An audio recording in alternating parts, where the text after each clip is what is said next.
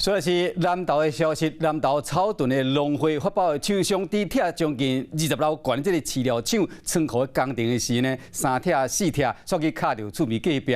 这个汽车电受中心和卡一个造成呢，5台汽机车全面歹去，损失超过500万。啊，要安怎共赔？目前农会厂商甲车厂拢要伫协商。 饲料厂阿蒙头空的仓库拆到一半，向倒去，互现场是规个硼烟散铺。前日倒去是甲民众行一条，佮弄破隔壁白车的铁片厝顶。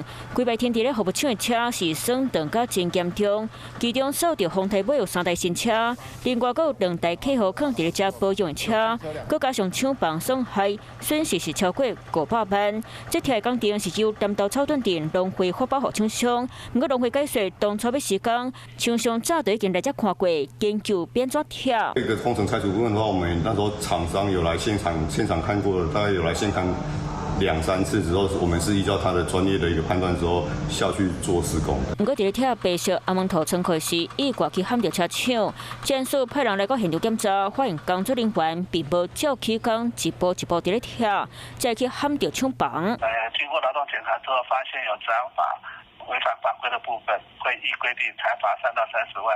并勒令现场做提供处分。除了违反这案法，厂商嘛需要面对车厂超过500万损失的赔偿。即马农会含贴厂商、有车厂当伫咧瞧要如何赔钱。安尼当时才当复工继续贴作业，厂商需要照改善单内容来改善，才会当申请复工。Hello， 我是蒋欣梅。想要抢先掌握最及时的新闻资讯吗？赶快订阅、按赞、开启小铃铛，锁定华视新闻 YouTube 频道。